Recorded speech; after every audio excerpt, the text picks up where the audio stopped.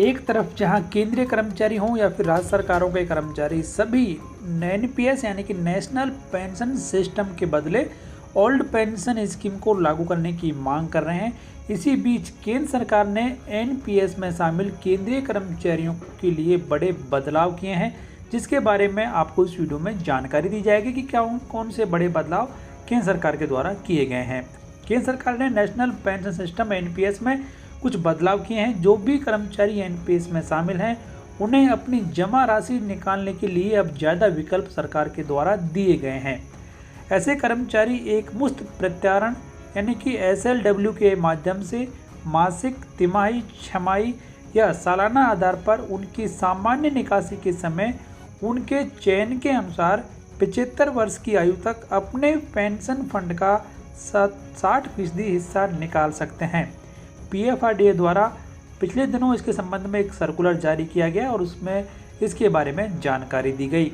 मौजूदा निकासी दिशा निर्देशों के अनुसार सब्सक्राइबर 60 वर्ष की आयु या सेवानिवृत्ति के बाद वार्षिकी की सुविधा को और एक मुश्त राशि के प्रत्यारण की प्रक्रिया को 75 वर्ष की आयु तक किसी भी युग में स्थगित कर सकते हैं।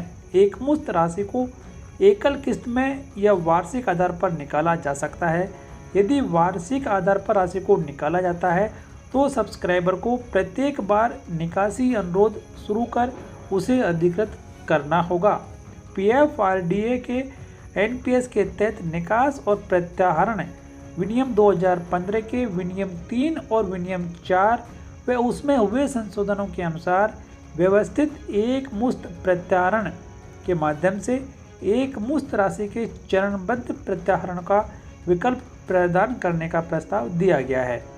अभिदाताओं को एसएलडब्ल्यू के माध्यम से आवधिक रूप में अर्थात मासिक, त्रैमासिक, छमाही या वार्षिक आधार पर उनकी सामान्य निकासी के समय उनके चयन के अनुसार 75 वर्ष की आयु तक अपने पेंशन कोष का 60% हिस्सा निकालने की अनुमति दी गई है।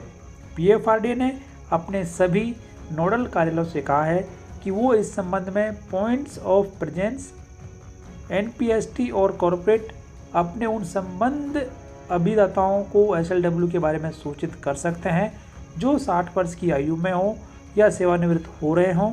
ऐसे कर्मचारी अगर एनपीएस से निकासी की योजना बना रहे हैं तो उन्हें उक्त परिपृत से अवगत कराएं। यानी कि अब सरकारी कर्मचारियों को एनपीएस से एक सिस्टमेटिक विड्रॉल जो पॉलिसी या सिस्टम है वो लागू कर दिया गया है और कर्मचारी रिटायरमेंट के बाद एक फिक्स राशि हर महीने प्राप्त कर सकते हैं। तो काफ़ी महत्वपूर्ण जानकारी उन सभी केंद्रीय कर्मचारियों के लिए जो कि एनपीएस के दायरे में आते हैं। तो पीएफआरडीए के द्वारा उठाए गए इस कदम के बारे में आपकी राय कमेंट बॉक्स में लिखकर बताएं। वीडियो को लाइक करें, शेयर करें अपने दोस्तों के साथ।